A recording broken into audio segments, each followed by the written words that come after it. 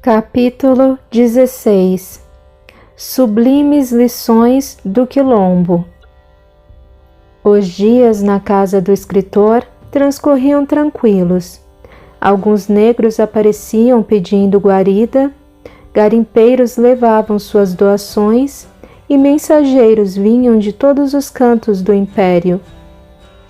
Uma dessas mensagens, em particular, causou especial efervescência na grande casa-asilo. O grupo do Rio de Janeiro, com o qual José Paulo viajara, cientificava o companheiro de que a abolição total da escravatura se dera na província do Ceará. A festa adentrou a madrugada, com comida, bebida e danças típicas ao redor da fogueira. Tambores, berimbaus, violas e violões encheram os ouvidos do êxtase divino da musicalidade. Leonardo, Clarice e Frei Daniel vieram para as comemorações. Clara se jogou literalmente nos braços do tio. Este a conduziu para a varanda, longe dos ouvidos de todos, para falar de suas inquietações. Clara, minha filha, estou diuturnamente com sua irmã e sei que está bem. Sei também que não houve mudança de ambiente para ela, e isso ajuda. Quanto a você, não está mais sob minhas asas. Preciso saber como está. Apenas a saudade do Senhor e de minha irmã me incomodam. Ela sorria. Está feliz com seu marido? Como ele a trata? Se estou feliz? Tio, nada mais peço a Deus, a não ser trabalho, para que eu possa retribuir a fortuna com a qual me dadivou. Sou ilimitavelmente feliz, assombrosamente feliz. Paulo me trata como se eu fosse a própria princesa Isabel e me toca como se fosse feita de porcelana. Se a minha felicidade é a sua preocupação, durma tranquilo. Dormir tranquilo é tudo que não estou conseguindo. Várias vezes tenho um sonho, o mesmo sonho, que me põe desesperado. Vejo o Sr. André arrastá-la por estrada empoeirada até seus pés sangrarem aos borbotões. Aí ele a joga no solo de terra e você não se levanta mais. Então vejo Paulo, com mãos sujas de sangue, soltar grito de pavor que me faz acordar empapado de suor. Tio, nota-se que ficou preocupado por não saber como eu estava e pelo fato de o Sr. André poder voltar para cá a qualquer momento, já que mora aqui. Agora sabe que estou bem e lhe digo, o Sr. André não pode fazer nada contra mim, pois Paulo está ao meu lado. Garanto que os pesadelos acabarão. Ele pode fazer mal a vocês dois. André depende dele, tio. Esteja em paz. De mais a mais, não fica muito em casa. Acho que nem sabe do casamento. Contudo, prometa-me que estará atenta quando em sua presença. Se isso o acalma, eu prometo. O sol quase nascia quando os festeiros, vencidos pelo cansaço, procuraram pelos seus aposentos ou simplesmente, esmorecidos, dormiram onde estavam, no chão, em esteiras ou redes.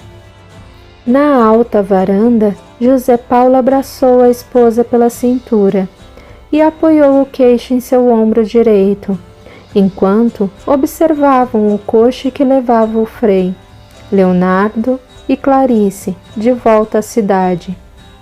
Quando o carro desapareceu, ele mirou o rosto de Clara e sussurrou: Acho que precisamos repousar. Só que agora sou eu que não gosto de dormir. Tem medo de perder tempo? Não, tenho medo de acordar e não a ver. Está tudo tão perfeito que não parece real. Jesus, eu não tinha pensado nisso. Agora tenho medo de dormir também. Vejamos o sol nascer. Depois resolveremos este impasse. A casa do escritor despertaria quando o sol estivesse a pino. Alguns dias mais tarde, como temia o Frei, André voltou. Foi muito pouco convincente sua demonstração de indiferença a respeito do casamento da ex-quase noiva.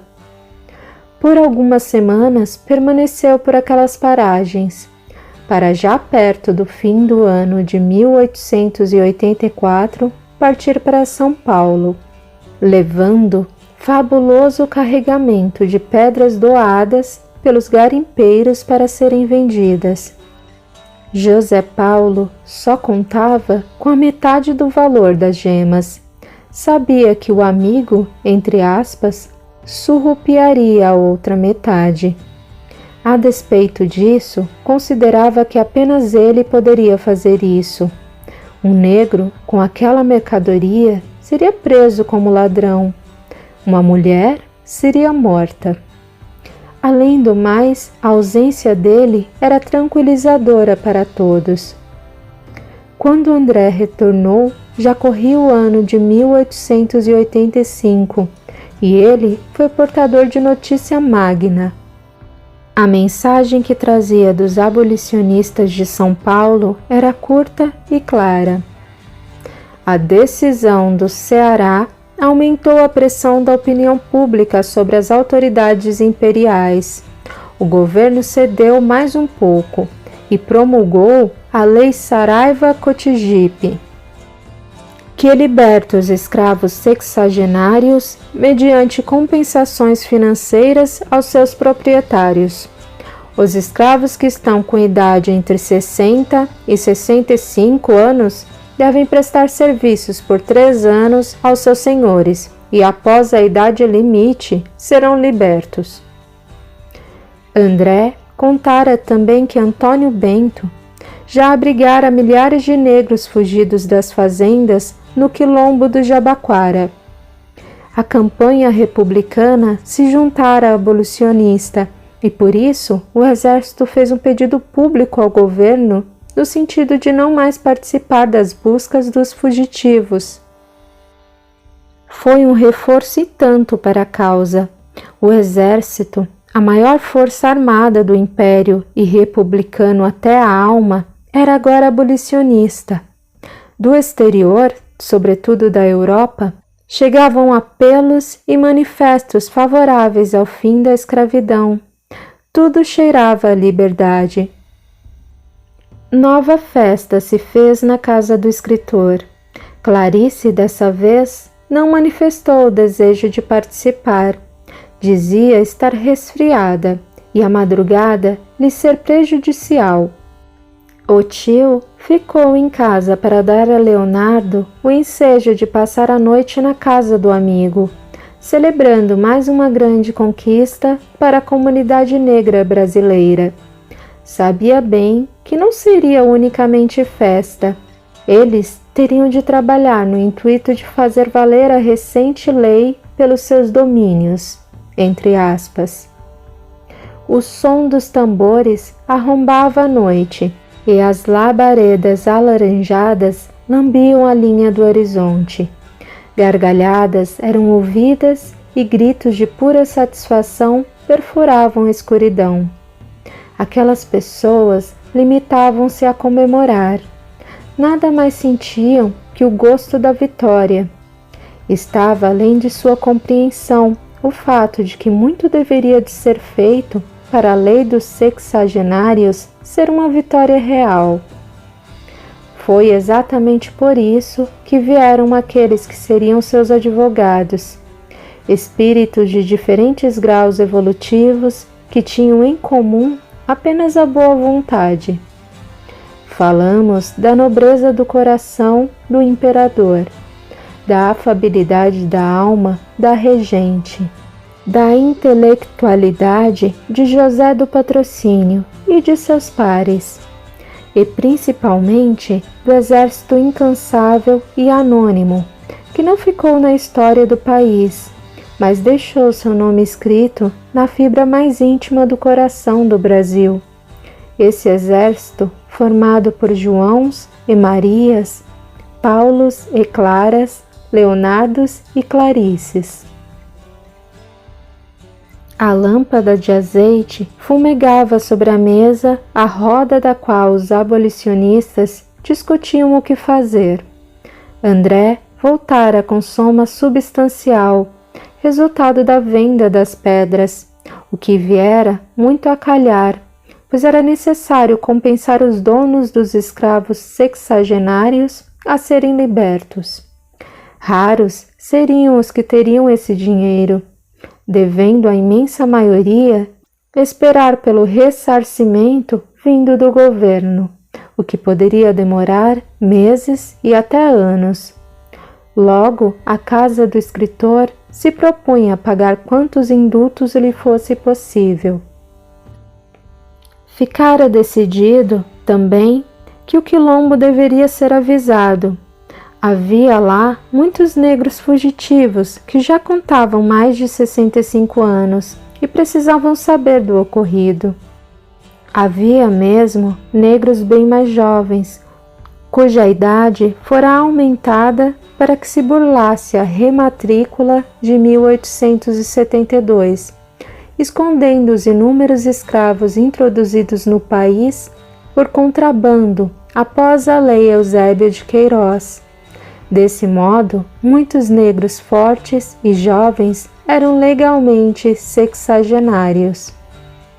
A conferência abolicionista adentrava a noite, sendo Clara a única mulher em frente à mesa, onde o cheiro de tabaco era sufocante.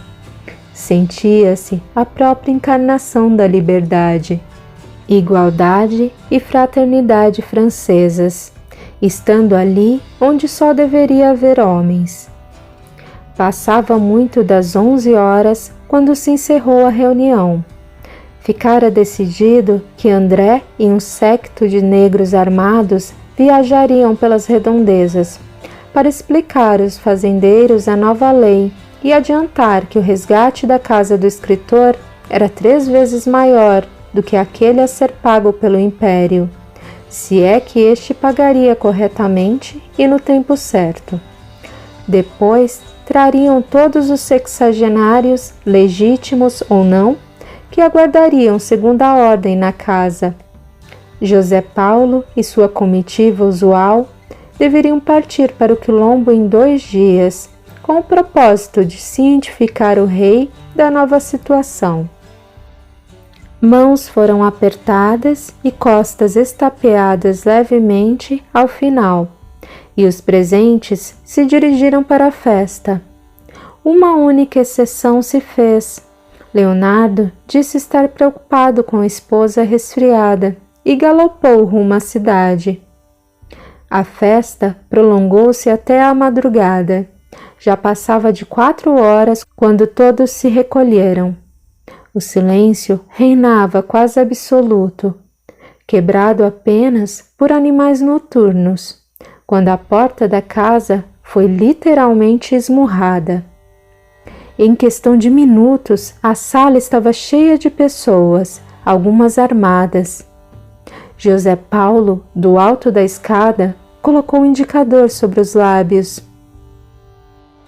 Num gesto, ordenou que a esposa permanecesse no topo e desceu os degraus como se pisassem ovos. A tensão era grande. A porta mais uma vez foi espancada e a voz de Leonardo se fez ouvir. Clara desceu os degraus sem perceber. Léo de volta? Algo acontecera ao tio ou à irmã. José Paulo abriu a pesada porta e o amigo se jogou em seus braços no instante em que rompia em sentido pranto. Foi bombardeado de perguntas a respeito do Frei e da esposa, às quais respondeu após um tempo para se recompor. Seu tio está bem, na medida do possível, e sua irmã também. O que aconteceu a eles? Por favor, Léo. Outro incêndio? Nada que comprometa a integridade física de nenhum deles. Acalme-se. O que se passa, meu amigo? O dono da casa perguntou. Tenho o coração partido, meus sonhos destroçados, minha vida arruinada. Ajude-me. O escritor agradeceu aos amigos pela solidariedade na suspeita de algum perigo e aconselhou-os a descansar. Encaminhou Leonardo para o seu próprio aposento e o fez recostar-se em sua cama. Sentou-se ao lado e fitou seus olhos como se dissesse: estou aqui. Clara indagou ao cunhado se gostaria de estar só com José Paulo, e a resposta foi negativa. Você precisa estar a par do que houve. Afinal, é sua família. E sendo a esposa de meu amigo, não tenho segredos para você também. Assim, como um menino amedrontado, Leonardo, deitado entre o casal, começou a narrar o acontecimento que o fizera retornar tão depressa. Meus amigos, eu nem sei como principiar. É desolador. Tenho ímpetos de morrer, de ódio ou de tristeza, não sei bem. Talvez de vergonha.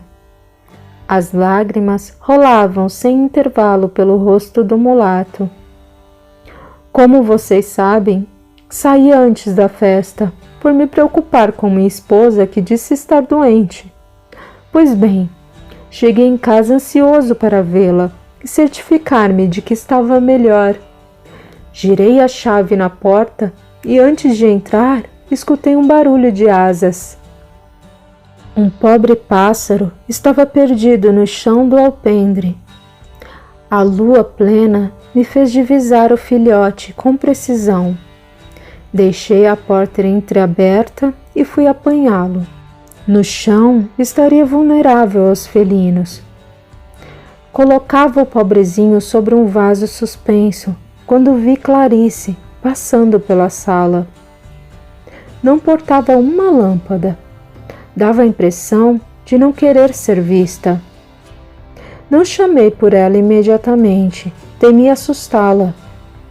Entrei devagar, a tempo de ver minha esposa entrar no quarto de Frei Estevão.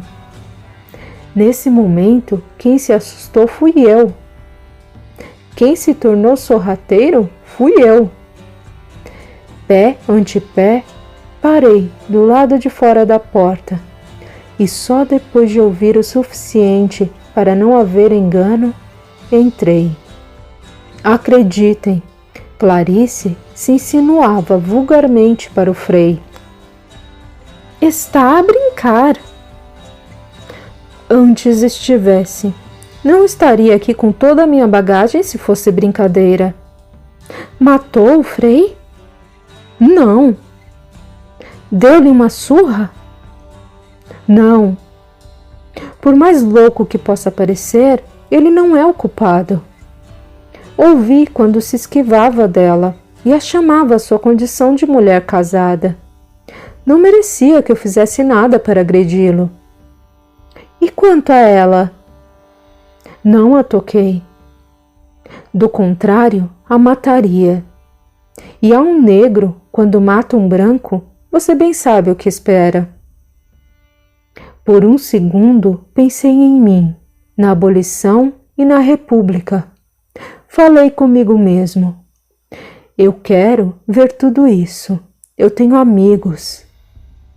Por um instante, fiquei mudo, catatônico, olhando a cena hedionda. Ouvi quando ela disse: não é o que você está pensando. E redargui: você não sabe o que estou pensando. Foi a última frase que disse a ela. Que eu morra amanhã ou daqui a 100 anos, nunca mais falarei com essa mulher.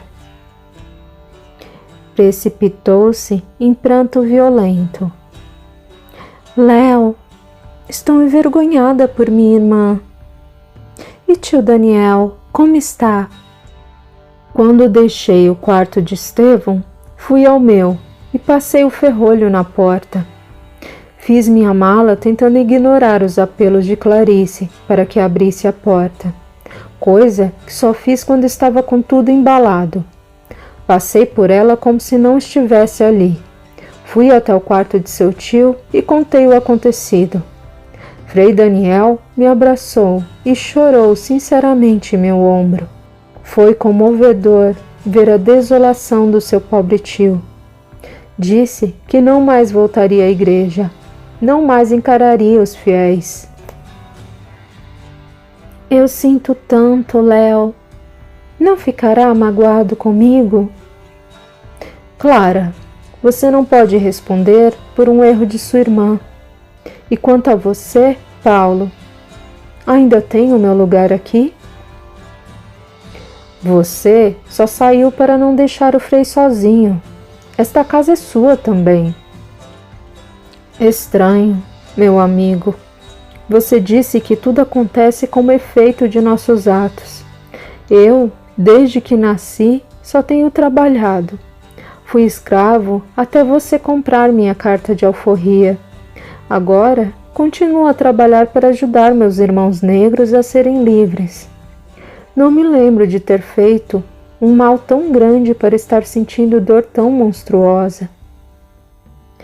O problema, amigo, é que você está tomando por referência a vida de Leonardo. Somos milenares. Tudo isso pode ser o efeito de suas ações em vidas anteriores. Clara trouxe um chá de capim-cidrão com camomila, o que fez o amigo dormir. Entretanto, foi um sono agitado, durante o qual seu corpo era sacolejado por soluços contínuos. Muito antes do meio-dia, Clarice chegou à casa do escritor. Em desespero, pedia para falar com o marido. Leonardo, que ainda permanecia no quarto do casal, consultado sobre o pedido, repetiu a frase: "Nunca mais falarei com essa mulher." Clara estava na cozinha e correu ao encontro da irmã. Ao chegar à varanda, José Paulo se dirigia a ela em tom seco e frio. "Léo não quer falar com você." "Paulo, deixe-me conversar com minha irmã." "Sim, aqui está ela. Não posso impedir nem Clara, nem Léo de falar com você. Tenho esse poder unicamente sobre mim mesmo." Girou nos calcanhares e foi ter com um amigo. As irmãs ficaram frente a frente. "O que foi que você fez, minha irmã?" Clara chorava. Por apenas um gesto de leviandade, conseguiu acabar com seu casamento, com a amizade de Paulo e de toda a casa do escritor, com o sacerdócio de Estevão e de nosso tio, e, consequentemente, com a ajuda material e moral que eles levavam às pessoas. E, além de tudo, provocou o nosso afastamento. Você se afastará de mim? Não é o meu desejo, mas é o que acontecerá sem apelação. Você se tornou inimiga daquele em cuja companhia pretendo passar minha vida, que, por sua vez, está sempre ao lado daquele a quem apunhalou pelas costas. Não estamos separadas, mas afastadas, com certeza. Amanhã parto para o Quilombo, uma viagem que você faria comigo. No entanto, vou sem sua companhia, e isso nos separa. Por quanto tempo? 1 ano, 2... Peça a ele para falar comigo. Nada aconteceu entre Estevão e eu. E por que não aconteceu? Não seria porque Estevão continua, como você disse, covarde e medroso? Ele não é covarde e medroso, é responsável e correto. Só uma pessoa muito imprudente, egoísta e leviana pode trocar esses nomes. Está sendo dura demais. Estou sentindo muita raiva. Eu amava nossa vinculação. Era feliz com sua amizade e a de Léo. Você estragou tudo. Não me peça para não estar do lado do seu marido. Você errou feio contra ele, contra Estevão, contra todas as pessoas que amam. E ainda contra algumas que nem a conhecem, aqueles a quem a igreja ajudava, na pessoa dos freis que você destruiu. Perdoe-me. Eu não queria apartar-me de você. Deveríamos partir juntas. Ambas choravam. Eu amo você, Clarice, e também a odeio por isto. Clara virou-se de costas e entrou na casa. Clarice voltou para a cidade, sentindo a alma corroída pelo remorso. Não podia ter feito aquilo, o quilombo. Partiria no dia seguinte e estaria longe da tentação que era a presença do Frei. Deus, eu precisaria ter resistido só mais um dia, pensava. Agora teria o resto da vida para arrepender-se e se fazer 1000 perguntas. Por que não acompanhar a Léo à conferência? Por que não mudara da casa do tio, se o próprio Estevão era companhia para ele? Como viveria sem o marido que amava? Como ficaria longe da irmã, que na falta do tio era sua única família? E a causa abolicionista? Teria de abandonar o trabalho? Em meio a tantas questões, ela chegou em casa. Soube por uma serva que Estevão partira sem dizer para onde. Talvez se tornasse um dos muitos freis itinerantes das Minas Gerais. Abandonara o trabalho de assistência, abandonara o palco da tragédia pessoal, saíra secando os olhos e deixara Frei Daniel a chorar. Clarice trancou-se no quarto. Ouviu quando a irmã se despediu do tio, identificou a voz do cunhado. Léo não estava. Ao escutar o barulho do coche que se distanciava, introduziu o travesseiro na boca e chorou gritado.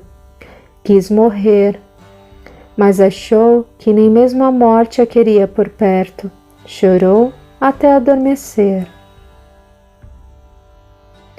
O caminho para o quilombo era, em boa parte, íngreme. O calor era abrasador e a água esquentava rápido. Contudo, o roteiro fora traçado minuciosamente, de acordo com as nascentes do trajeto. Chegavam a cavalgar até 16 horas por dia, mais pela manhã e à tardinha, descansando em horários de sol muito forte. Alcançavam a média de 80 km por dia. Nesse ritmo, estariam lá em aproximadamente 10 dias. Em quase todas as paradas, Leonardo falava de seu casamento. Mostrava-se no apogeu da angústia. Clara sentia-se mal com a situação e muitas vezes chorava de saudade da irmã. Em uma dessas ocasiões, Paulo se achegou a ela. Por que chora, a minha Clara? Algo está errado dentro de mim.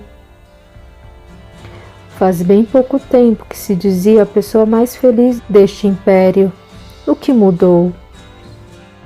Depois do sucedido com minha irmã e Léo, sinto-me desgostosa e vexada.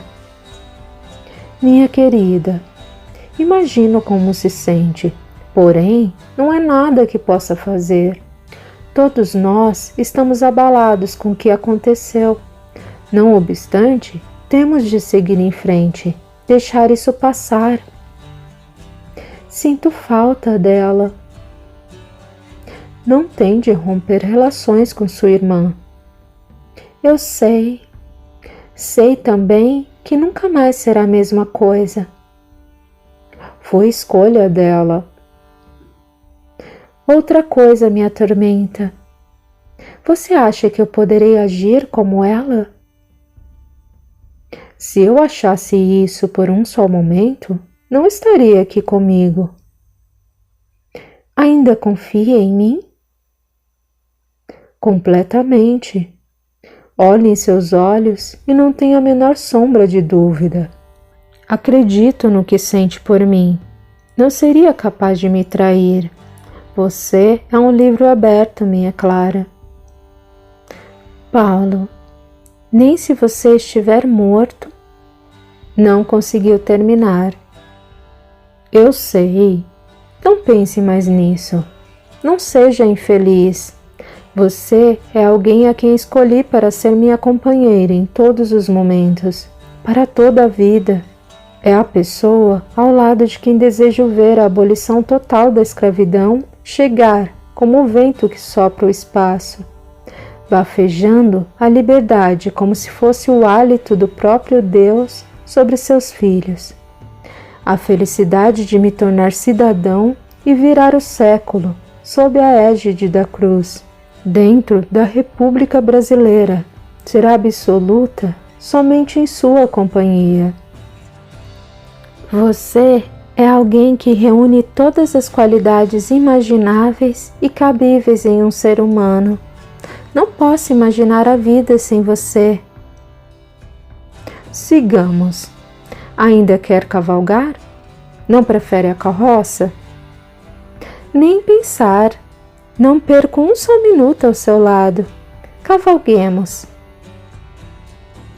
Conforme planejado, na manhã do 11º dia de jornada, depois de escalada quase impossível para os animais, eles atingiram o destino. O quilombo Margarida Africana repousava camuflada em bela chapada baiana. As casas se aglomeravam em um planalto muito verde. O barulho da queda da água denunciava que o precioso líquido se fazia presente não muito longe. Paulo tomou a esposa pela mão e lhe pediu que fechasse os olhos, para em seguida descortinar ao deslumbramento da amada belíssima paisagem. Os olhos de Clara encheram-se de verde infindo, de montanhas que apontavam para o céu mais azul que já tinha contemplado. Via-se à beira da gigantesca cachoeira que lá embaixo parecia transformar-se em vapor e depois em fina serpente a deslizar pelo vale. Nesse momento, os primeiros raios de sol flecharam as gotas de água que espirravam e incontáveis arco-íris dançaram frente aos olhos seduzidos da jovem senhora, que marejados ressumavam a própria emoção. Deus é perfeito! Nunca vi paisagem mais linda. Não, apenas eu posso ver a mais linda paisagem. E por que eu não? Segurando-a pelos ombros, postou-a de costas para a paisagem. Então recuou alguns passos e respondeu: Não trouxe um espelho desse tamanho. O dia no quilombo começava cedo. Logo que deixaram a cachoeira e voltaram para a aldeia, a fumaça dos fogões e o cheiro de café e quitanda de milho e mandioca enchiam o ar. Aboré e Chinavani correram para abraçar os amigos, com a felicidade indizível daqueles que amam verdadeiramente. Abá olhou pela janela e voltou para a cama. Não estava apta a encarar Paulo com a esposa. ainda não. Depois de delicioso de jejum, os homens da casa do escritor se reuniram com os do quilombo para a atualização de ambos os grupos. Clara e Shinavani passeavam pelo quilombo, enquanto a rainha explicava como funcionava tudo por ali. Os adereços feitos com conchas, sementes, pedras, ossos e dentes de animais encantavam Clara, e os vestidos a escandalizavam. Eram muito justos, de um só ombro, curtos de um lado e longos do outro, ficando à mostra um dos ombros e uma das pernas. Os trabalhos eram divididos de forma justa. Havia o grupo que cuidava da roça, o que se ocupava dos animais, aquele da caça e pesca e os soldados.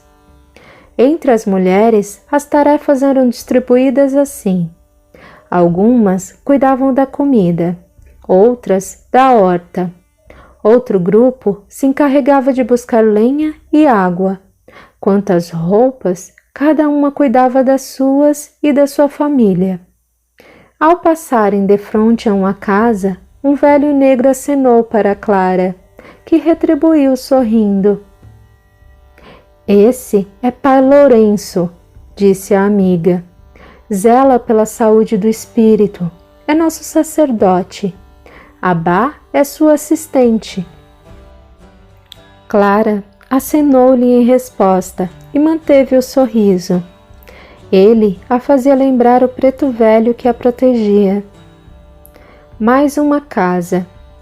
Uma mulher de cerca de 30 anos saiu da janela e apareceu rápido à porta. Entregou na mão de Clara flores artificiais. Obrigada, meu nome é Clara.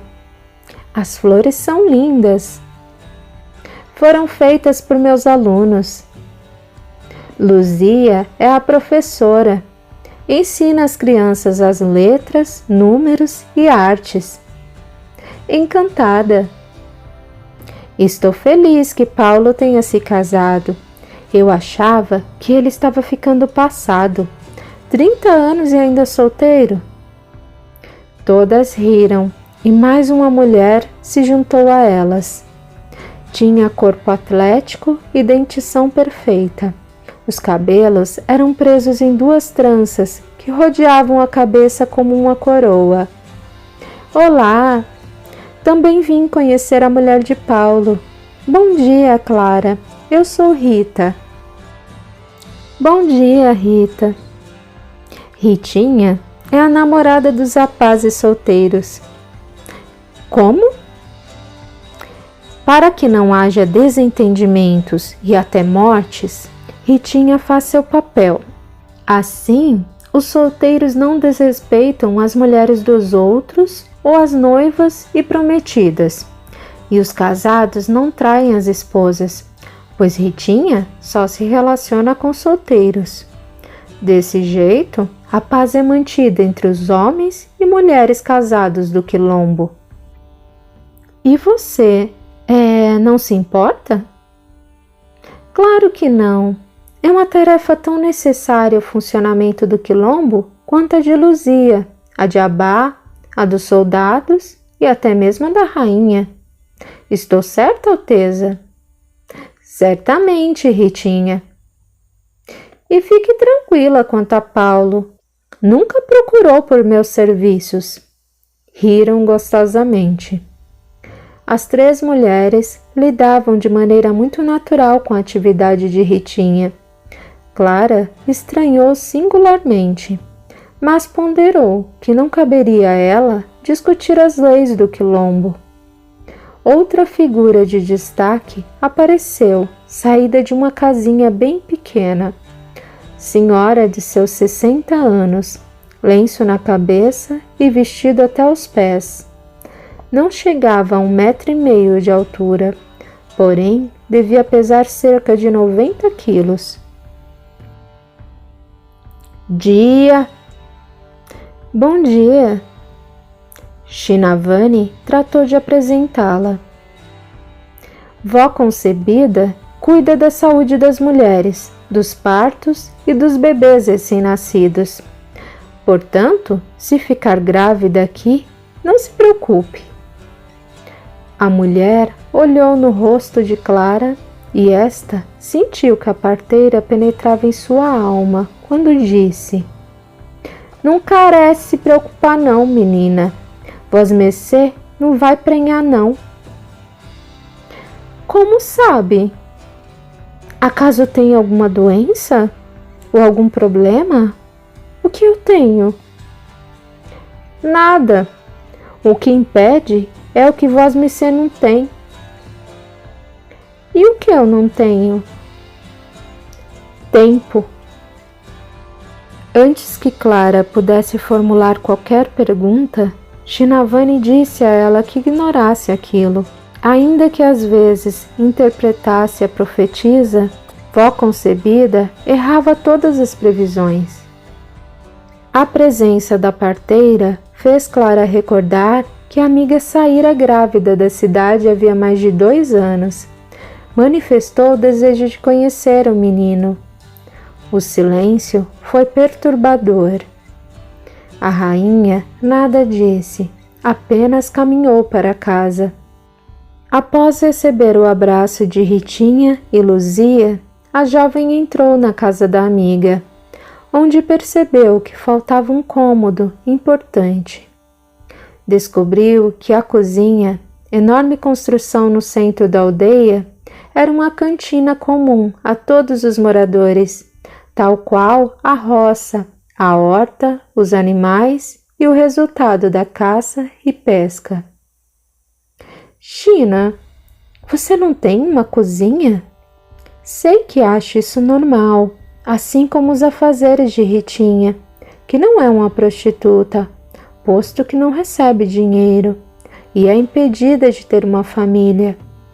Os costumes do quilombo eu não discuto.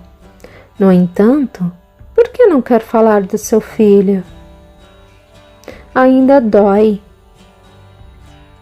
Se não falar da sua dor, ela não sairá de dentro de você. Ele morreu, Clara. Queimava feito brasa e simplesmente deixou de respirar em meus braços. Senti o corpinho dele esfriando. Essa é a maior dor que um ser humano pode sentir. Não nascemos para sobreviver aos filhos, decididamente não. Depois tivemos outro. Foi a mesma coisa. Enfim, decidi que não mais teria bebês. Não suportaria a dor lancinante de perdê-los novamente. Quando acontece, vó concebida dá um jeito. Mata-os dentro de você para que não morram? Qual a diferença? Ela não respondeu. A voz estava estrangulada pelo pranto. Ainda silenciosa, tomou Clara pelo braço e seguiu para o cemitério. O local onde os corpinhos dos 2 príncipes do quilombo repousavam estavam cobertos de flores. Eu os coloquei aqui pessoalmente, no intervalo de 1 ano. Não posso mais. O que matou seus filhos? Não sei. Talvez o mal do 7º dia. Vó concebida não conhece a cura. E Abá, o pai Lourenço? Também não. Olhe só, é assim mesmo. Bebês morrem.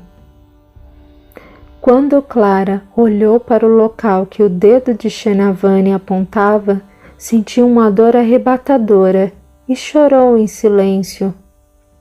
Diminutos amontoados de terra mostravam que corpinhos bem pequenos haviam sido deixados ali recentemente.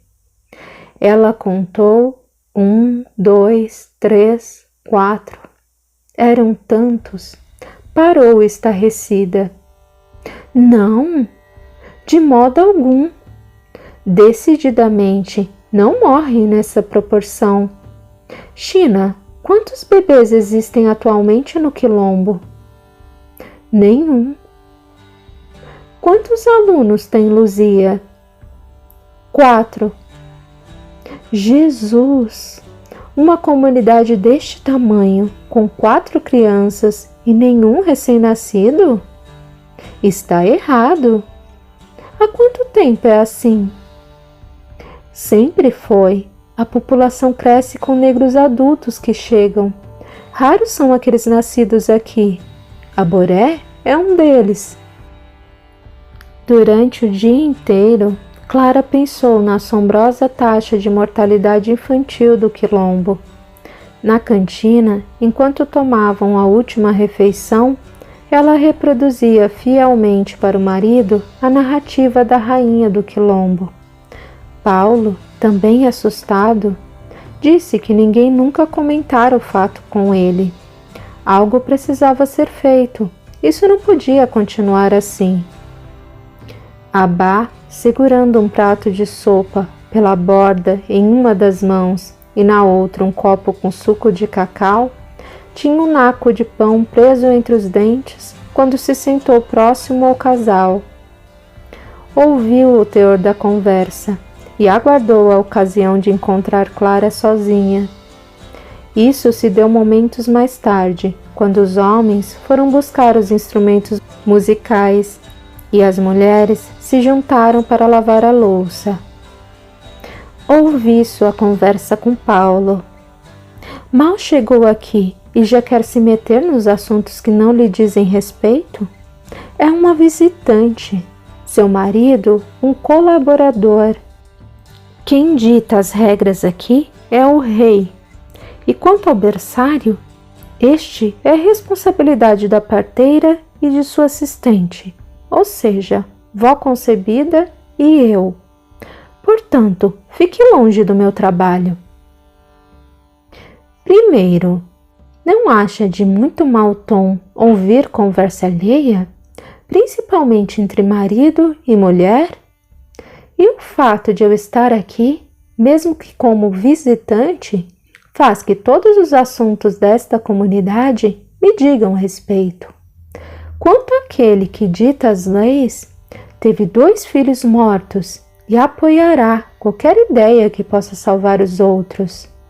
Já o berçário não é de responsabilidade de ninguém, visto que não existe berçário sem bebês. Logo, cuidar dos bebês não é seu trabalho, e sim um trabalho inexistente, que se eu conseguir fazer existir, será meu. Então, fique você longe do meu trabalho. Assim, querida, como está desocupada, uma moça da sua idade, não donzela, ficaria perfeita como assistente de Ritinha. Acha que vó concebida lhe permitirá chegar perto dos bebês dela? Não acho que ela tenha idade para tê-los, falou cinicamente. A música começava a animar o ambiente. Abá correu para o grande pátio e graciosamente se pôs a dançar ao som dos tambores. Movia os quadris em velocidade alucinante e seus pés pareciam não tocar o chão. Todo o quilombo parou para ver a dança da princesa. Clara, tomada de raiva intolerável, saiu de perto daquele espetáculo, a seu ver, medonho. Pai Lourenço mexia a pequena fogueira com uma vareta. Clara se sentou junto a ele, que com habilidade retirou do meio das brasas 3 pedras quase incandescentes e as deitou sobre algumas folhas, misturadas a uma porção de açúcar. Habilmente agitava o recipiente de pedra e tudo foi se transformando em uma mistura quase homogênea. Folha de laranja e açúcar queimado, falou o velho. Mistura um pouco de leite de égua e acabou a tosse dobrada do menino feiuminho. Nunca tentou fazer um remédio para os bebezinhos? Não sei fazer tantos remédios. E concebida, não aceito opinião nem ajuda. Procuro não entrar em guerra com ela. Também acha normal morrerem tantos bebês? Quando chegar a hora de parar, acontecerá. Deus permite isso por um propósito que desconhecemos. Qual o propósito que pode haver na morte de uma criança? Uma vida que não vai além da infância pode ser apenas o complemento de uma interrompida antes do tempo. Acontece também como uma prova para os pais. Mas são apenas bebês, crianças inocentes, anjinhos. Clara, não é correto considerar crianças como anjos. Como não? Qual o mal que fizeram esses pobrezinhos para não o serem? E qual o bem que fizeram para serem? Se nascêssemos uma única vez, realmente seria muito injusto. Somos bem mais velhos do que você imagina. É necessário que um bebê seja pequeno e débil. De outra maneira, não despertaria em nós essa ternura que você sente agora. Mas não se iluda. Aquele corpinho mirrado abriga um espírito milenar, que pode ter uma bagagem de conhecimento e bondade maior que a sua.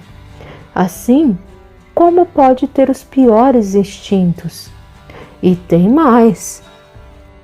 Aquele que tem reduzido o tempo de vida, sem contato com as tentações, não sofre os reveses terrenos, as dores físicas e morais. E se sua condição evolutiva o permitir, pode até ser arrebatado para se tornar anjo. E quanto a nós? Vivemos por longos anos em contato com todo tipo de perdição. Passamos por perdas dolorosas, enfermidades extenuantes. Em meio a tudo isso, amamos e odiamos, ajudamos e prejudicamos. E longe estamos de ser anjos. Não seria, então, Clara, 1000 vezes melhor morrer na mais tenra idade? Ela ficou muda por um momento, para depois atirar a pergunta como flecha contra o preto velho. Então, o senhor acha que eles morrem por vontade de Deus e vão parar de morrer pela mesma vontade? Sim. Ou você conhece vontade maior? Quer dizer que devemos cruzar os braços e deixá-los morrer? De jeito algum. Eu não falei isso. Se acaba de afirmar que a vontade de Deus é maior, o que eu posso fazer? O que estiver ao seu alcance para ajudá-los. E se a vontade de Deus for que morram?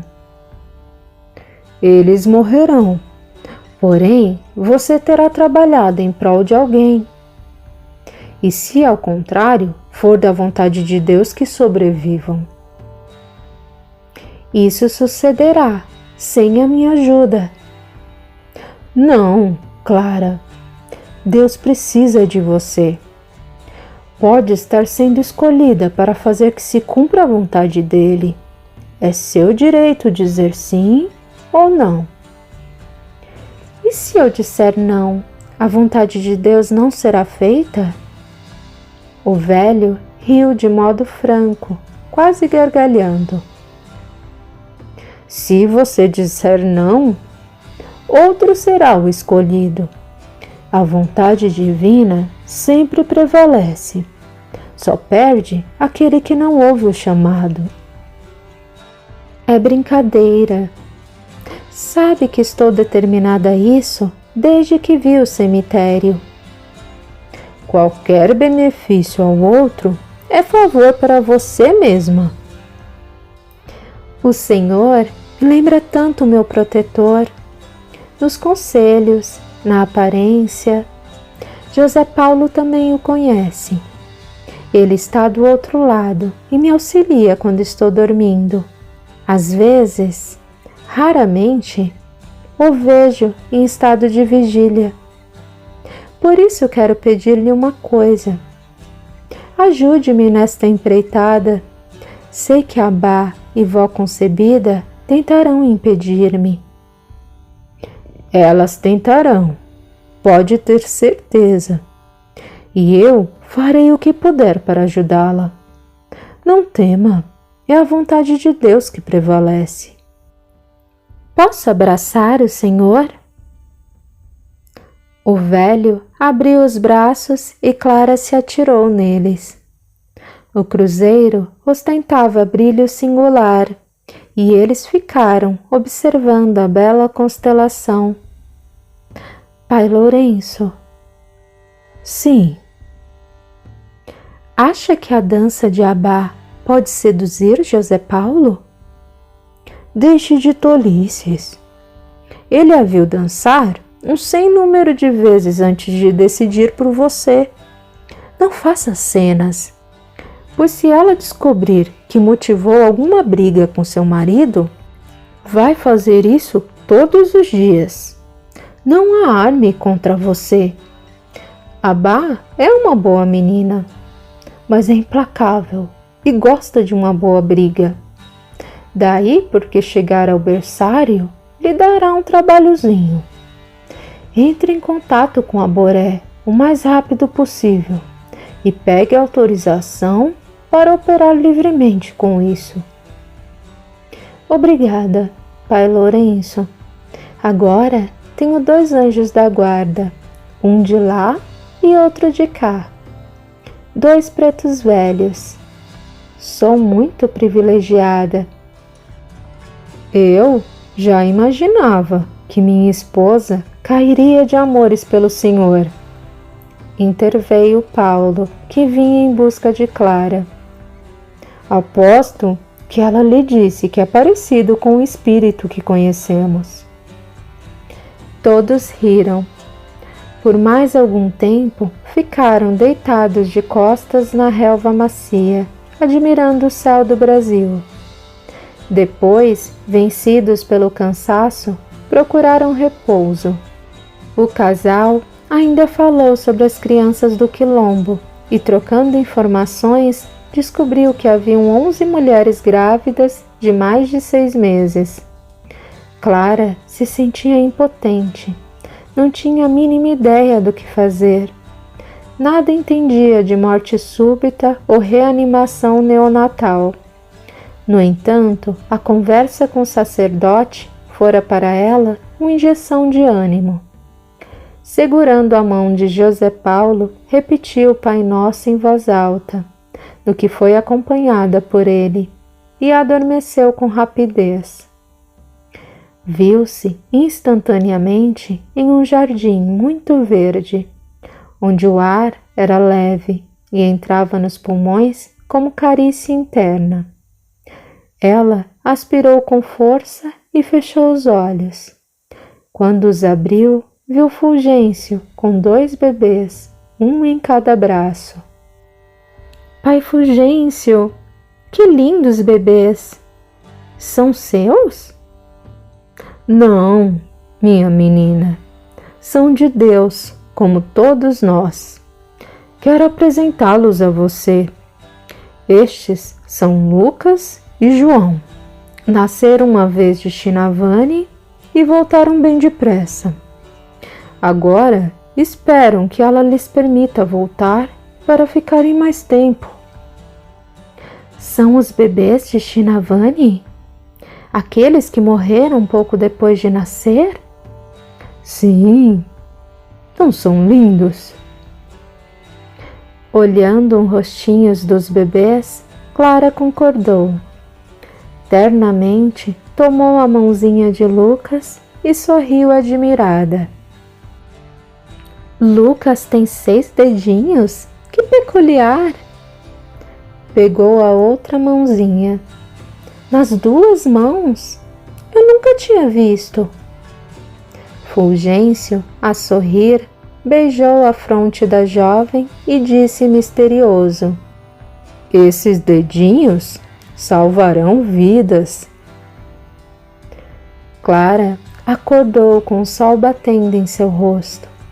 O astro-rei entrava por pequena fresta da janela.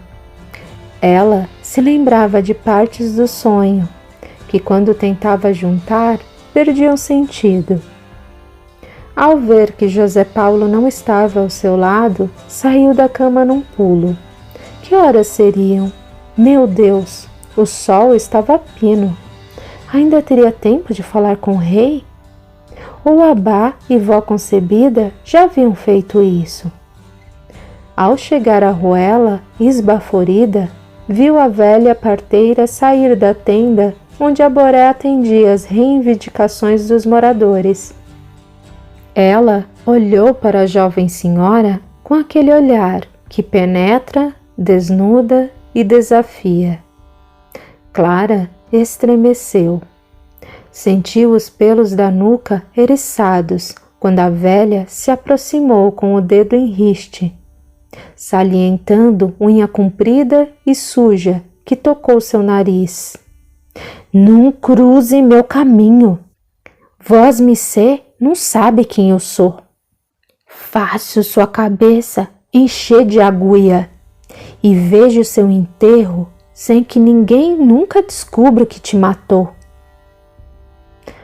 O medo transformou-se rapidamente em pavor, paralisando Clara, que perdeu a cor e suava gelado quando José Paulo se aproximou, ansioso por saber o que lhe acontecera.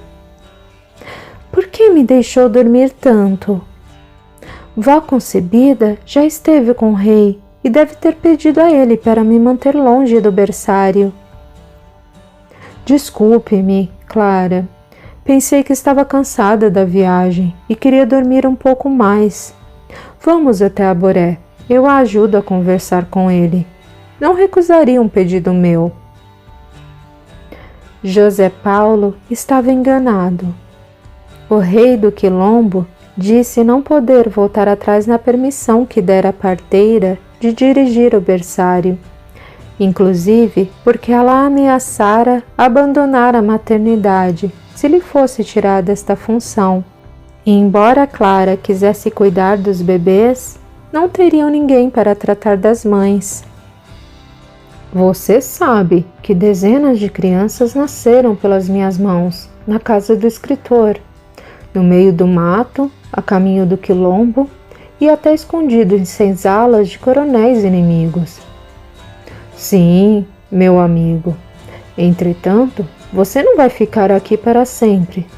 Sei que mais dia, menos dia, deve descer para as Minas Gerais." "Eu compreendo, meu amigo." "Clara, muito me custa negar um pedido seu. Saiba que dói mais em mim. Por mim, eu permitiria." "Esta noite eu conheci seus bebês. São lindos. Eles estão esperando que Shinavani e você parem de abortar suas crianças para voltar a seus braços. Mas é melhor não se preocupar com isso. Mesmo que vocês parem e eles venham, morrerão de novo no berçário. Por isso, é melhor que Lucas e João continuem por lá. Nascer é por demais doloroso e traumatizante para morrer tão depressa." "Clara, eu não aborto crianças." "Está enganada. Nunca fiz isso." "E se acha que me impressiona com o nome deles? Sinto muito. Aposto que minha esposa contou esse detalhe a você. Não seja cruel usando os meus filhos, ainda que para um bom propósito." "Estou muito magoada com você. Como pode pensar isso de mim?" A voz de Clara traduzia desolação ilimitada. Jamais usaria da sua dor para conseguir nada, nem mesmo um bom propósito. Acredite você ou não, Shinavani nunca me disse o nome dos bebês. Eu estive com eles. Olhei o seu rostinho e segurei as suas mãozinhas. Ela parou de repente. Meu Deus! O rei e o marido a olhavam interrogativamente. Aboré! E quanto ao sexto dedinho de Lucas? Acha que sua esposa me contaria isso também? Não adianta. Saiu acompanhada pelo marido. O rei chamou seu nome e ela parou para ouvi-lo. Não, isso ela não contaria, pois apenas eu e vó concebida sabíamos do sexto dedo. Ela me garantiu que o faria cair rápido e que não precisava contar à mãe.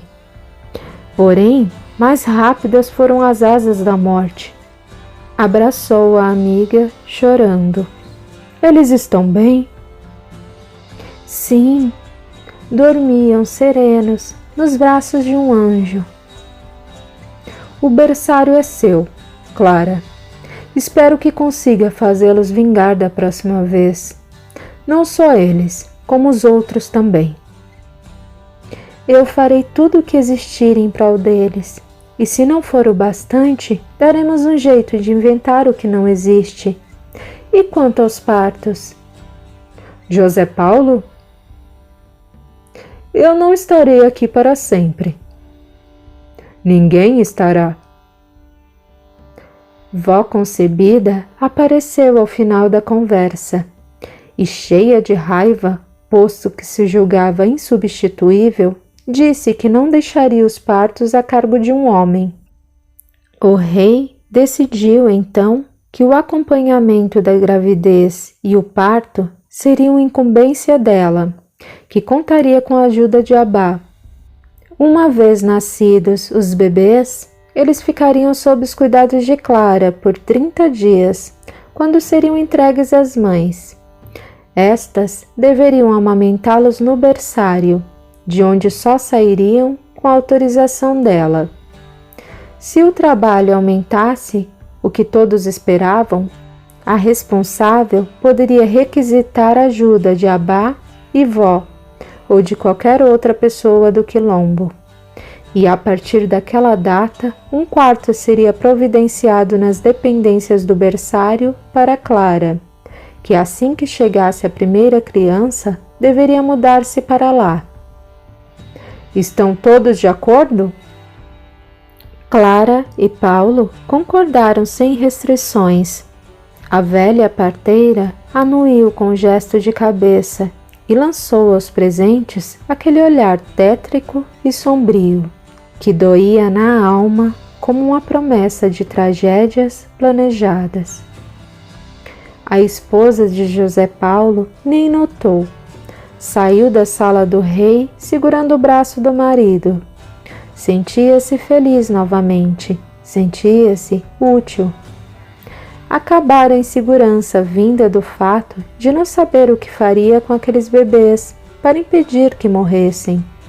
Sentia a segurança de quem possuía 2 anjos da guarda, um em cada plano. Abraçando a esposa, o abolicionista disse que estava orgulhoso da determinação dela. Clara respirou fundo. Nos braços do homem amado, amparada por 2 anjos e cheia de trabalho, o que mais poderia querer? Orou, grata. Obrigada, Deus, por me incluir em seus planos. Obrigada, Jesus, por auxiliar-me a cumprir a vontade soberana do Pai. Mirou o céu e pareceu ouvir os refolhos da alma, o eco de venerada voz. Estes dedinhos salvarão vidas. Naquele mesmo dia, Shinavani, Clara e Luzia trabalharam na limpeza de uma casa vazia que seria transformada em berçário. A moradia possuía 3 quartos e uma sala. 2 deles foram unidos para se tornar o local onde os bebês ficariam. O terceiro seria o quarto de Clara, e a sala foi transformada em uma espécie de cozinha. Ela pediu um fogão onde pudesse aquecer água e leite, se preciso, um reservatório de água potável e panelas. A rainha e a professora já eram candidatas a auxiliares, o que aumentou a segurança da sobrinha do Frei. Shinavani, que foi advertida pelo marido, no sentido de que não seria tolerado um só aborto dentro do quilombo, decidiu receber os filhos de volta. Clara, encabulada, pediu desculpas à amiga pela sua fala a respeito. A rainha, no entanto, admitiu que precisava passar por essa situação embaraçosa para pôr termo a crimes tão nefandos. E foi na primavera de 1885 que veio ao mundo o primeiro bebê que deveria ser entregue aos cuidados de Clara. Tratava-se de uma menina, forte e graúda, que chegou à sua casa nos braços da parteira. Ao passar a menina para a outra, ela continuou segurando a recém-nascida enquanto falava. Tome a menina. Breve a mãe vem para cá dar de mamar. Ela nasce sustentada por um dia, pode esperar. E olha, o umbigo tá com curativo. Não bula nele. Isso é só para quem sabe. Eu venho curar ele todo dia. Está certo. 10 dias depois, Lúcia, como se chamou a menina, deixou o corpinho gélido nos braços de Clara. Esta levou o pequeno fardo para a mãe e ambas choraram juntas. Pelo pouco tempo desde que havia dado à luz, a infeliz não pôde acompanhar o corpo da filha. Clara e a rainha subiram em costa com um pequeno embrulho branco e mais um amontoado de terra se ergueu. Sinto tanto. Eu não pude fazer nada. Vi a vida dela se esvaindo no meu colo e não pude fazer nada. Será que existe algo a ser feito? Não sei, amiga. Eu gostaria de saber. Flores foram colocadas sobre a cova. Clara desceu, sentindo-se a última das mulheres. Desiste agora? Viu que não é eu que mato eles?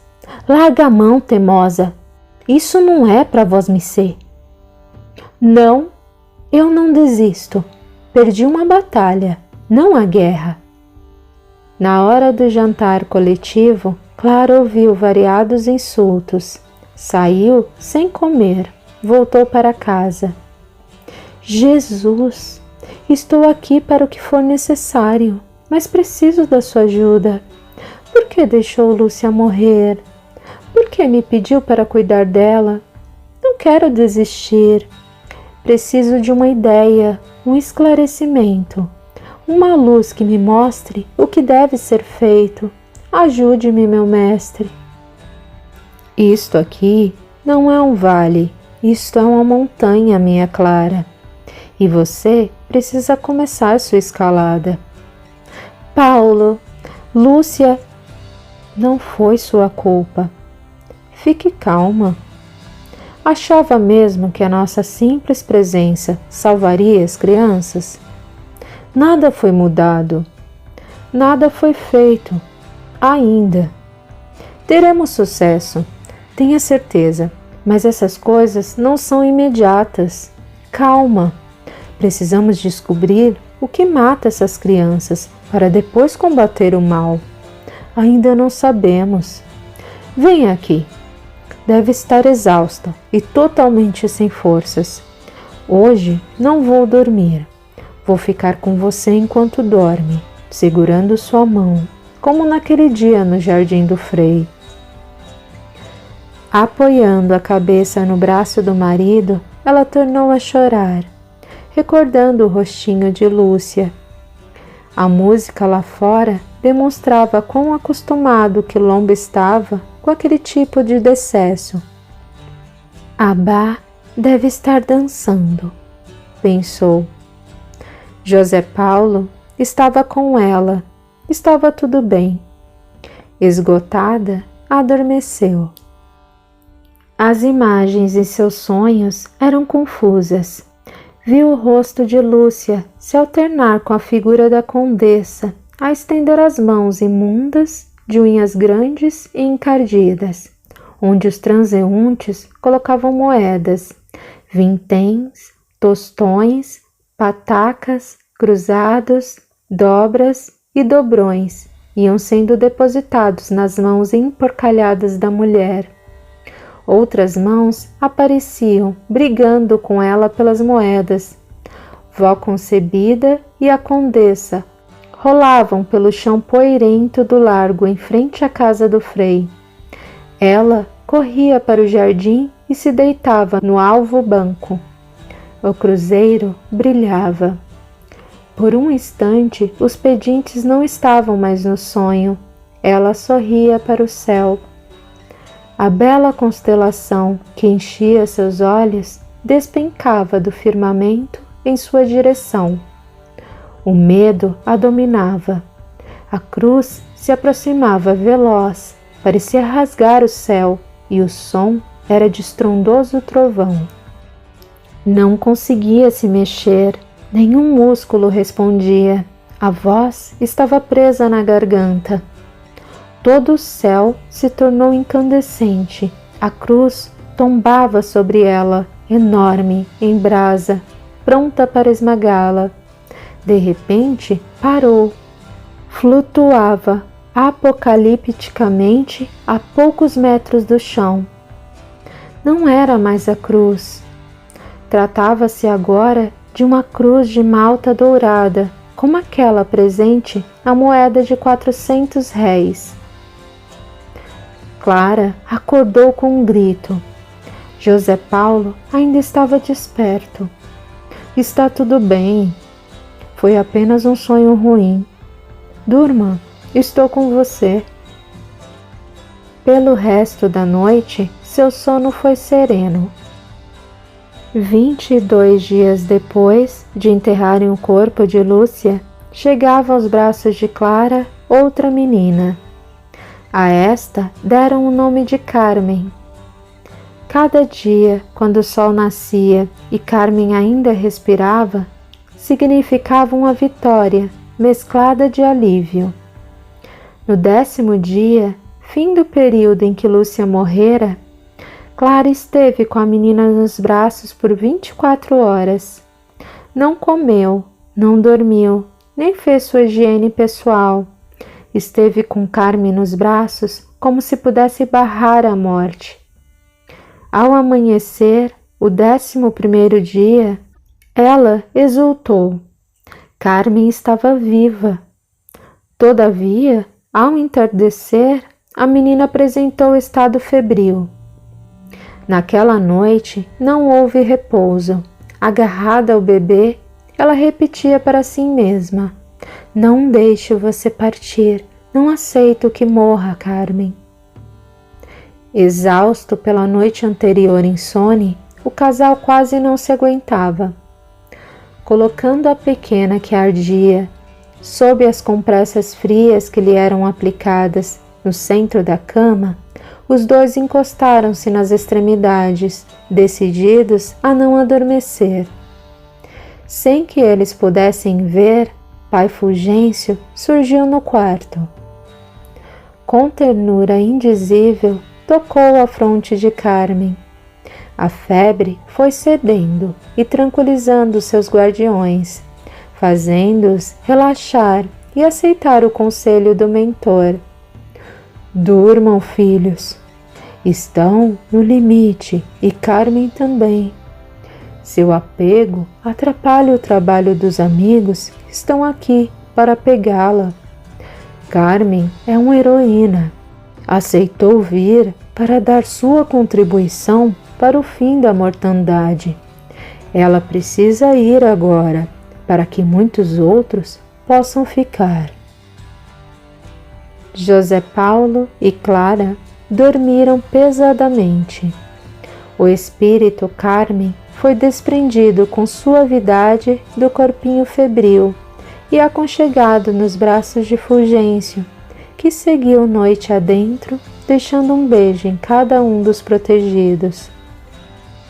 O sol que entrava por um buraco no telhado assemelhava-se a um caule de uma árvore feita de luz, onde pequenas impurezas do ar se tornavam visíveis em seu bailado gracioso. Clara abriu os olhos lentamente. A cor negra de Carmen tinha assumido um tom marrom amarelado e seus olhos muito pretos, abertos, não piscavam. Os lábios da jovem senhora se transformaram em linha disforme e trêmula, na tentativa de conter o pranto. O cérebro queria repelir a mensagem que os olhos enviavam. Era, porém, inevitável. Carmen estava morta. José Paulo, disfarçando a própria dor, foi ao encontro dos pais da pequena. Clara ficou a sós com o corpo.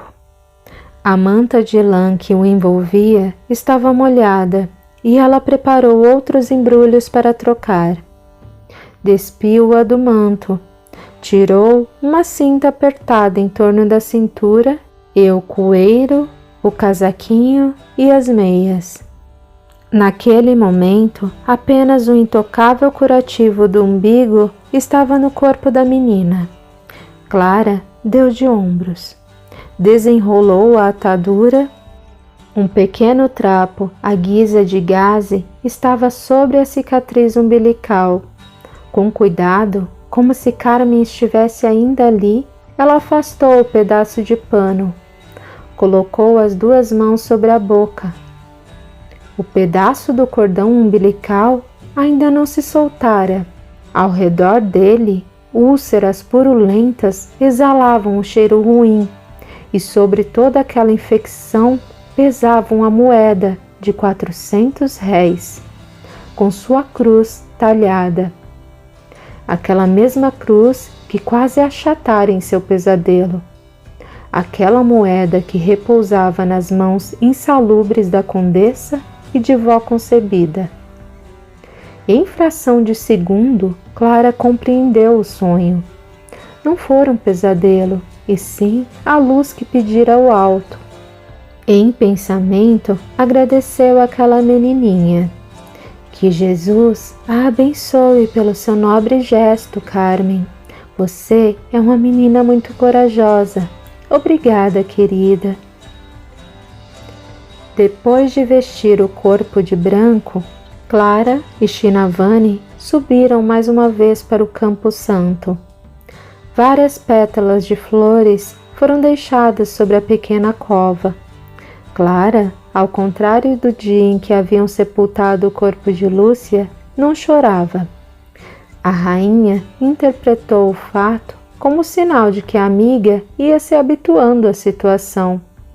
Na verdade, Clara não chorava porque já sabia o que matava as crianças.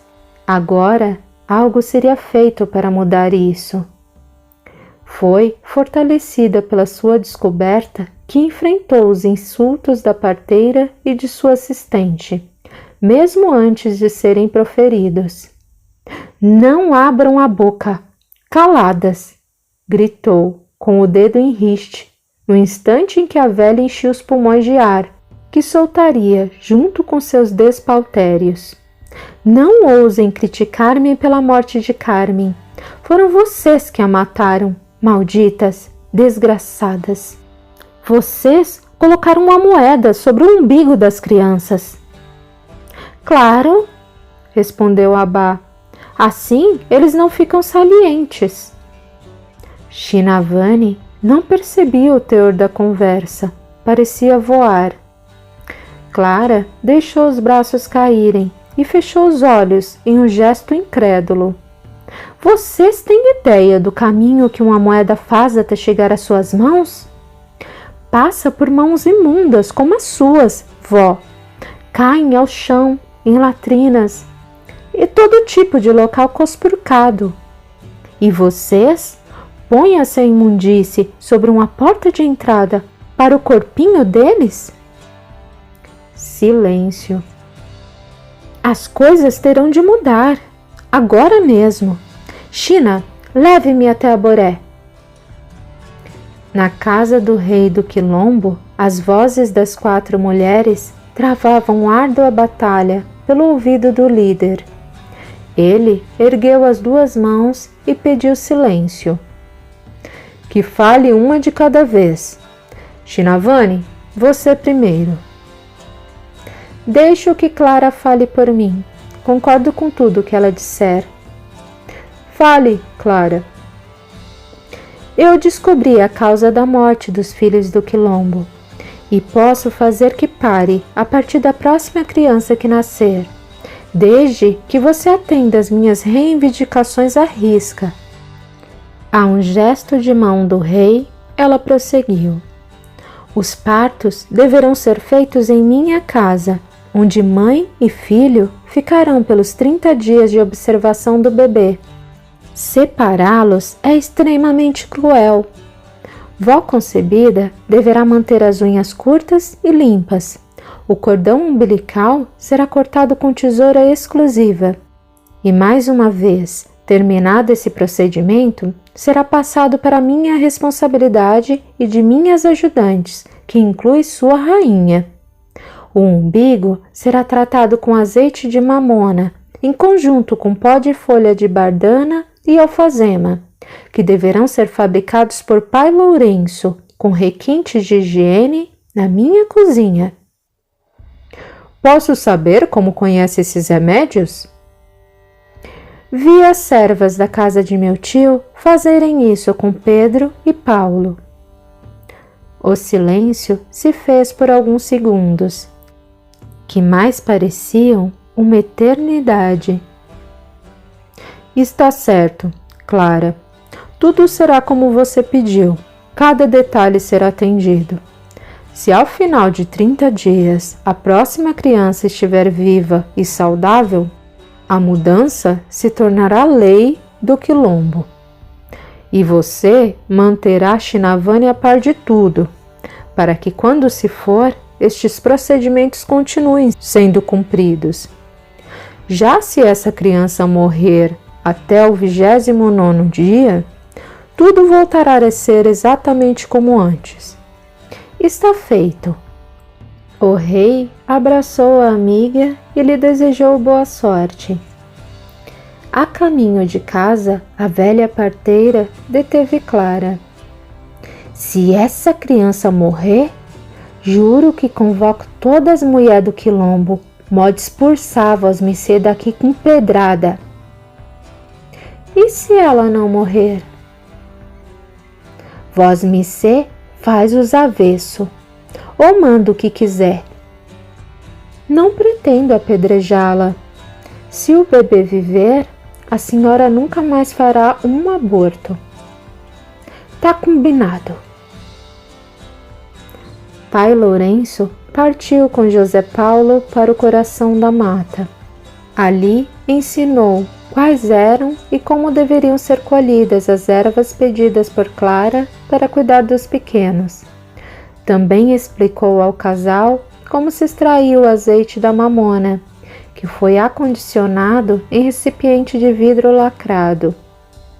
Na tarde de 25 de novembro de 1885, uma mulher bateu à porta de Clara e disse estar sentindo as dores do parto. Muito bem, Zefa, deve dar à luz aqui. Paulo, através da janela, chamou pelo marido, que assomou à porta. Zefa vai dar à luz. Vá buscar vó concebida e... Parou abruptamente. Não, faça companhia a ela. Eu vou buscar a parteira e sua auxiliar.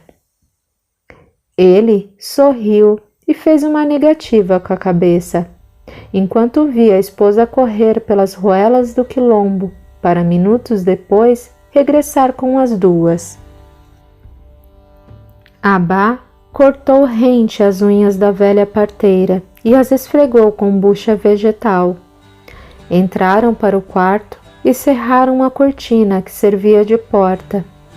Seguiu-se a espera angustiante, torturante, até que a princesa surgiu à porta e pediu a tesoura. Clara passou-lhe um instrumento envolto em pano imaculadamente branco. Ela voltou para o quarto. Um choro rasgou o ar tenso da casa e Abá reapareceu com um menino graúdo, ainda sujo de sangue, e o depôs nos braços de José Paulo. Após segundos, retornou com uma menina. Esta era miúda, mas saudável, e foi entregue nos braços de Clara. Os bebês foram lavados. O curativo foi feito da melhor maneira que a época permitia, e já vestidos, os gêmeos foram levados para a mãe. Ao ser interrogada sobre seus nomes, ela disse que os daria no 30º dia. Vó concebida não pronunciara uma única palavra desde que chegara, e saiu sem o fazer. O sol já se voltara para o oriente, quando a velha senhora entrou em sua casa, taciturna. Sentia a raiva rasgar-lhe os músculos. Em seu quarto, penumbroso, fechou os olhos e pensou forte em seu companheiro espiritual. Uma figura de aparência indígena e jovem se fez presente. Em silêncio, ela passou a dialogar com o espírito. Sei o que quer, tirar a outra do seu caminho, não é? Ela fez que sim com a cabeça. Uma perna quebrada? Sua resposta. Isso é pouco. Ela tem as outras enxeridas. Começa assim, depois quero ela doida da cabeça, para largar meus meninos de vez. Então a cobrança. E o que vem depois? E a seguir a promessa da parteira. Muito tabaco, aguardente e os passeios dos rapazes com Ritinha pelos matos, que deixa o vosmecei junto. A conversa terminou com a declaração do comparsa espiritual. Vou para lá agora mesmo, e lhe garanto que amanhã ela estará de cama com a perna quebrada. Naquele estado de inatividade, vou levá-la à mais completa loucura. Já era madrugada quando o índio voltou ao quarto sinistro de vó concebida. Estava assustado e furioso. Como você me manda ir atrás daqueles malditos que tem um escravo, um mucamo? Não sei o que aquele crioulo intrometido fazia lá. Só sei que parece uma estrela. E botou fogo nos meus olhos.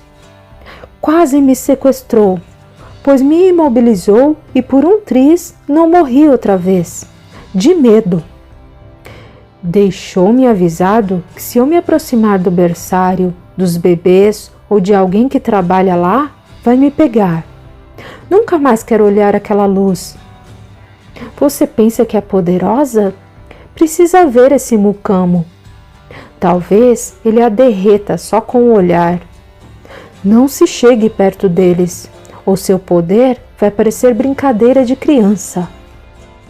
O espírito sumiu no ar e vó concebida ficou com uma noite inteira pela frente para não dormir. Uma vez imbuídos de boa vontade e amor ao próximo e imersos em trabalho edificante, nenhum mal pode alcançar-nos. Por isso, qualquer ajuda ao outro sempre será óbolo para nós mesmos. Deus, quando requesta nosso trabalho, oferece-nos total condição de executá-lo com perfeição. Contaremos com a ajuda e o amparo necessários para a empreitada, a alegria da missão cumprida e o galardão ao término da obra. Logo, se nos tornarmos trabalhadores efetivos nesta grande empresa que é a criação, estaremos diuturnamente assistidos, apoiados e recompensados. Digamos sim a cada chamado do Pai. Abracemos com amor a luta por uma terra melhor, que nos dará mais motivos para sorrir. O planeta clama por proteção física e moral. Deus o confiou a Jesus e este o confia em cada um de nós. Os gêmeos contavam 12 dias de nascidos, quando se ouviu um grito apavorante de Clara, vindo do berçário. José Paulo, assustado, mordendo o canto do lábio, disse a si mesmo: não, de novo não. Ao entrar no quarto, viu a esposa chorar, desolada, segurando o umbigo da menina entre o polegar e o indicador. O bebê, sem a roupinha, agitava pernas e braços. Parecia querer aproveitar cada momento da liberdade que tantos embrulhos lhe roubavam. Ela está bem! Olhe para ela! O umbigo caiu! E parece muito bem, sem sinais de infecção. Olhe, a ferida está seca e saudável. Ainda assim, ela continuou chorando. 2 dias depois, a rainha enterrava esse pedacinho de cada um dos gêmeos sob uma palmeira muito verde. Cada dia do mês de dezembro arrastava-se sob a atenção dos ajudantes do berçário. A cada manhã, o som do choro era motivo de comemoração. Mais 2 bebês chegaram e os gêmeos estavam bem. Já haviam ganhado peso e a cicatriz umbilical estava fechada. Não tiveram febre e estavam sempre em contato com a mãe e o leite materno. O dia 25 de dezembro de 1885 amanheceu quente e seco. Era costume do quilombo que cada um dos moradores levasse um presente ao rei e à rainha. Os gêmeos completavam 1 mês. Clara havia vencido a Guerra Fria com vó concebida e abá. Sentindo-se a maior de todas as mulheres, ela tomou os pequenos e aproximou-se de Zefa. Mamãe, Feliz Natal! Nossos meninos estão vivos e fortes. Hoje poderá voltar para sua casa levando os 2 com vida e saúde. Agora dê nome a eles, que enquanto você arruma suas coisas, vou levá-los ao rei. Desejo que o neném Jesus a abençoe por todos os dias da sua vida, Clara. Não sei como posso agradecer. Deus lhe pague. Sou eu que devo a ele. Pare de chorar, mulher, e dê nome às crianças. Como vou apresentar ao rei 2 súditos sem nome? Eles vão se chamar Clara Vitória e Paulo Triunfo.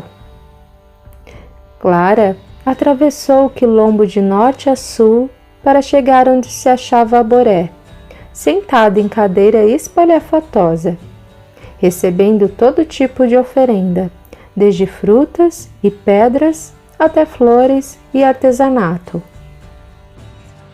O sol nascia às suas costas e ela levava os bebês, uma em cada braço, com segurança, sem medo de quebrar, entre aspas, como muitas mulheres que carregam os filhos.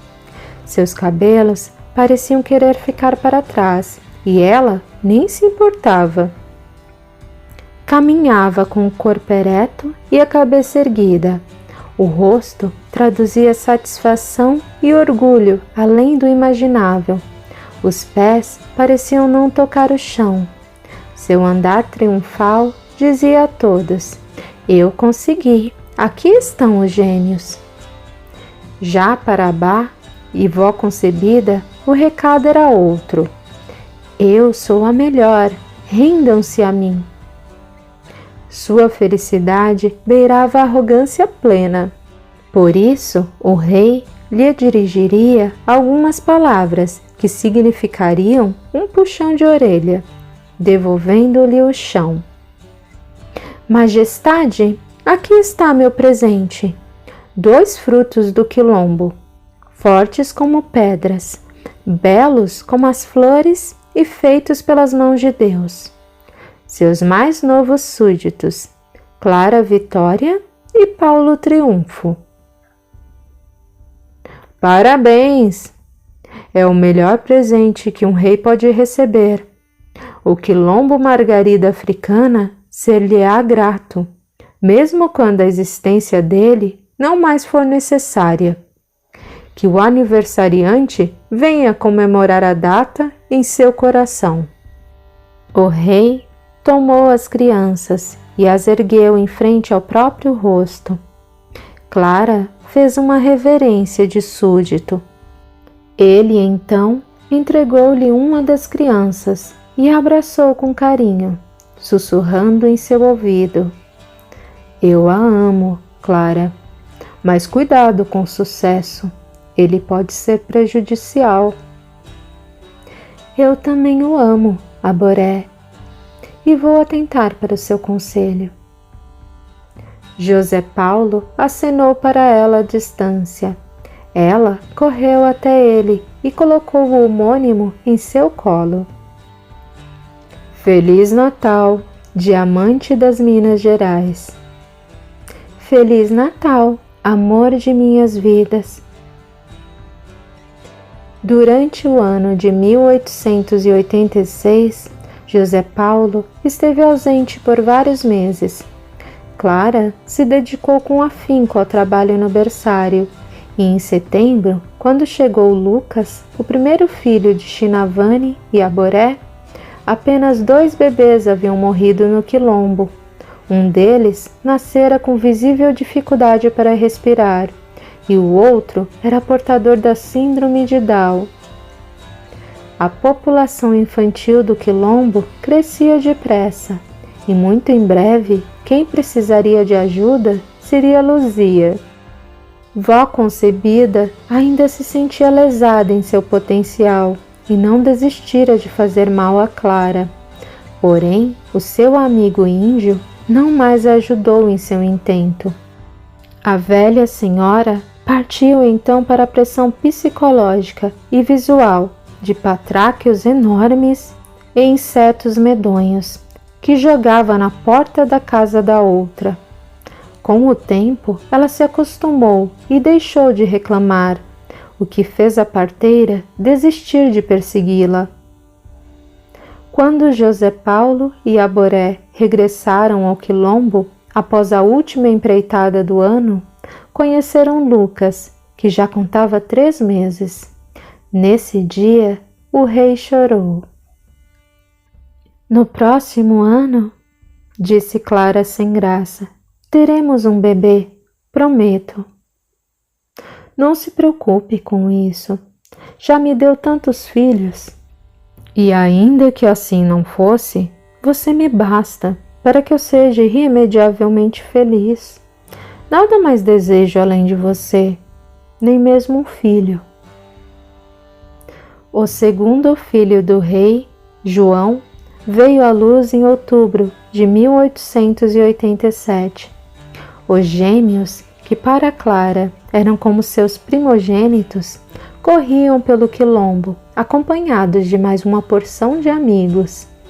Aquela comunidade ganhara o barulho sedutor de gritos de crianças, o brilho dos olhinhos sinceros e autênticos, até a indiscrição.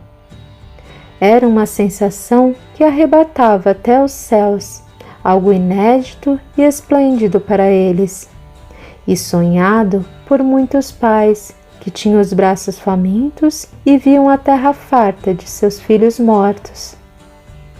Em uma noite excepcionalmente quente, Clara deitou-se na grama e olhou o céu, que parecia um monte de diamantes espalhados sobre um enorme retalho de veludo azul marinho. Não acha que é hora de voltar para casa, minha querida? Paulo, você me assustou. Mas acho que sim. Sinto saudade de minha família, de minha casa. Entretanto, meu coração sangra ao pensar em deixar o quilombo. Passamos 2 anos aqui e você fez a diferença. Mudou a história dessas pessoas. Estou muito orgulhoso. Contudo, pense, se o berçário funciona graças a você, já pode funcionar sem você. Eu sei. Ensinei a elas tudo o que nosso amigo do outro lado me ensinou. Está feita a sua parte. Sinta-se à vontade para voltar. Sei que certa angústia se apossa de você. Tem saudade de Diamantina e das pessoas que deixou. Por outro lado, sinta-se também à vontade se desejar permanecer aqui. Não há problema. Eu apenas quero que seja feliz.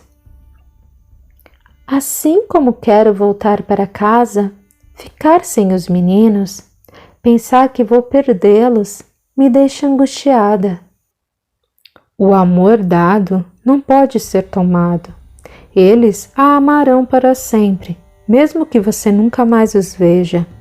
Acha que seus pais não contarão a eles milhares de vezes a história de Clara, a guerreira?